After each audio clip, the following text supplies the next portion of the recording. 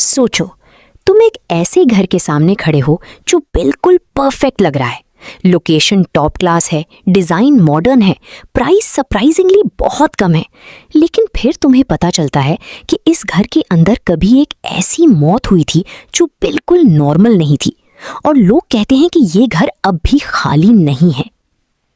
Japan एक ऐसा मुल्क जो टेक्नोलॉजी, डिसिप्लिन और इनोवेशन के लिए फेमस है, लेकिन इसी मॉडर्न सोसाइटी के अंदर एक अजीब और थोड़ा डरावना रियल एस्टेट ट्रेंड भी एग्जिस्ट करता है।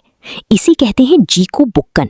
जीको बुक्कन असल में ऐसे घर या अपार्टमेंट्स होते हैं जहां किसी इंसान की मौत हुई हो, और वो भी नेचुरल तरीके से नहीं, यानी कि सुसाइड, मर्डर या फिर ऐसी डेथ जहां इंसान का बॉडी कई दिन तक डिस्कवर ही नहीं होता।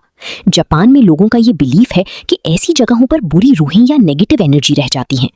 अब इंटरेस्टिंग बात यह है कि ये सिर्फ एक मिथ या कहानी नहीं, बल्कि जापान की रियल एस्टेट मार्केट का एक प्रॉपर कैटेगरी बन चुका है। यानी कि अगर किसी प्रॉपर्टी में ऐसी कोई ट्रैजिक डेथ हुई हो तो लॉ के मुताबिक रियल एस्टेट एजेंट को बायर या रेंटर को ये बताना जरूरी होता है। और बस यहीं से शुरू होती है असली कहानी। ऐसी घर, चाहे वो सिटी के बीच में हो या किसी प्राइम लोकेशन पर, उन्हें बेचना या रेंट पर देना बहुत मुश्किल हो जाता है। लोग नॉर्मली ऐसे घर लेने से घबराते हैं। उन्हें लगता है कि वहां रहना उनके लिए बैड लक या किसी अननोन फियर का सबब बन सकता है। लेकिन हर प्रॉब्लम के अंदर एक अपॉर्चुनिटी भी होती है, और जापान के रियल एस्टेट एजेंट्स ने इस सिचुएशन को एक बिजनेस मॉडल में कन्वर्ट कर लिया है। जीको बुक्कन प्रॉपर्टीज को रेनोवेट किया जाता है, उन्हें क्लीन, रिपेयर और मॉडर्न लुक दिया जाता है, फिर उन्हें मार्केट में दोबारा इंट्रोड्यूस किया जाता है, लेकिन एक ट्विस्ट के साथ। इनकी प्राइस मार्केट वैल्यू से बहुत कम होती है, कभी कभी तो आधी प्राइस पर। सोचो, एक ऐसा अपार्टमेंट जो नॉर्मली 10 मिलियन येन का है, वो तुम्हें 5 मिलियन येन में मिल रहा है। फॉर मेनी पीपल ये डील बहुत टेम्पटिंग होती है। लेकिन फिर सवाल ये उठता है, अगर इतना सस्ता है तो लोग ले क्यों नहीं रहे? इसका जवाब सिर्फ सुपरस्टिशन नहीं, बल्कि जापान की सोशल स्ट्रक्चर में छुपा हुआ है।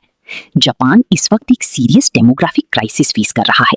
यहाँ की पॉपुलेशन रैपिडली एजिंग हो रही है, बर्थ रेट बहुत लो है और यंग लोग कम होते जा रहे हैं। इसका मतलब ये है कि बहुत सारे एल्डरली लोग अकेले रहते हैं, और जब कोई बुजुर्ग अकेला रहता है तो कभी कभी ऐसा होता है कि उनकी डेथ हो जाती है और किसी को पता ही नहीं चलता, कई दिन, कभी कभी हफ्तों तक। जब तक उनका बॉडी डिस्कवर होता है तब तक सिचुएशन काफी डिस्टर्बिंग हो चुकी होती है, और फिर वो घर ऑटोमेटिकली जीको बुक्कन कैटेगरी में चला जाता है। ये सिर्फ 1-2 घरों की बात नहीं है।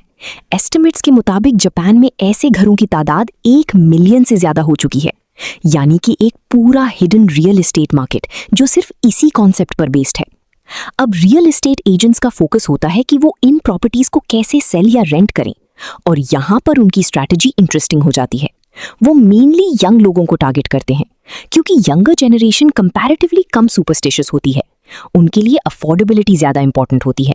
अगर उन्हें एक अच्छा घर हाफ प्राइस पर मिल रहा हो तो वो थोड़ा कॉम्प्रोमाइज करने के लिए रेडी हो जाते हैं। कुछ लोग तो इसे एक स्मार्ट फाइनेंशियल डिसीजन समझते हैं। वो कहते हैं, पास्ट में क्या हुआ उससे हमें क्या फर्क पड़ता है। लेकिन सब लोग ऐसे नहीं सोचते। बहुत से लोग आज भी ऐसे घरों से दूर रहते हैं। उनके लिए मेंटल पीस ज्यादा इंपॉर्टेंट होती है।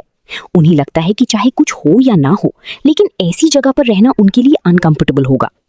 और ऑनेस्टली ये एक साइकोलॉजिकल फैक्टर भी है। सोचो, अगर तुम्हें पता हो कि जिस रूम में तुम सो रही हो वहां कभी किसी ने अपनी जान ली थी, तो क्या तुम वाकई चैन से सो पाओगी? ये सवाल ही इस पूरे कॉन्सेप्ट को पावरफुल बना देता है। जापान में कुछ वेबसाइट्स और प्लेटफॉर्म्स भी बन चुके हैं जो स्पेसिफिकली जीको बुक्कन प्रॉपर्टीज लिस्ट करते हैं। यहाँ तक कि कुछ लोग इन्हें एक्सप्लोर करना पसंद करते हैं, जैसे कोई एडवेंचर हो। कुछ यूट्यूबर्स और कंटेंट क्रिएटर्स भी ऐसे घरों को विजिट करते हैं और अपना एक्सपीरियंस शेयर करते हैं। इस तरह ये कल्चरल क्यूरियोसिटी भी बन चुका है। लेकिन इस सब के पीछे एक सीरियस रियलिटी भी है, लोनलीनेस। जापान का ये इशू सिर्फ रियल एस्टेट का नहीं, बल्कि सोसाइटी का है। जब लोग अकेले रह जाते हैं, फैमिली कनेक्शंस वीक हो जाते हैं और सोशल इंटरेक्शन कम हो जाता है, तो ऐसे इंसिडेंट्स बढ़ते जाते हैं। और हर एक जीको बुक्कन के पीछे एक रियल इंसान की कहानी होती है। एक जिंदगी जो अकेले गुजरी, एक एंड जो शायद किसी ने नोटिस भी नहीं किया। तो जब हम इन घरों की बात करते हैं तो ये सिर्फ हॉन्टेड हाउसेस की कहानी नहीं है, ये एक मॉडर्न सोसाइटी के चैलेंजेस का रिफ्लेक्शन है। एक तरफ अफोर्डेबिलिटी का चांस है, दूसरी तरफ फियर और इमोशनल डिस्कम्फर्ट। एक तरफ बिजनेस अपॉर्चुनिटी है, दूसरी तरफ ह्यूमन ट्रेजेडी। और शायद इसी बैलेंस की वजह से जीको बुक्कन जापान की रियल एस्टेट मार्केट का इतना यूनिक और कॉम्प्लेक्स हिस्सा बन चुका है। अब सवाल ये है अगर तुम्हें चांस मिले एक luxury apartment, perfect location, half price, लेकिन एक डार्क हिस्ट्री के साथ, तो क्या तुम वहां रहना चूज करोगे? या फिर तुम भी उन लोगों में से हो जो कहते हैं घर सिर्फ दीवारों का नाम नहीं होता, उसकी कहानी भी मैटर करती है।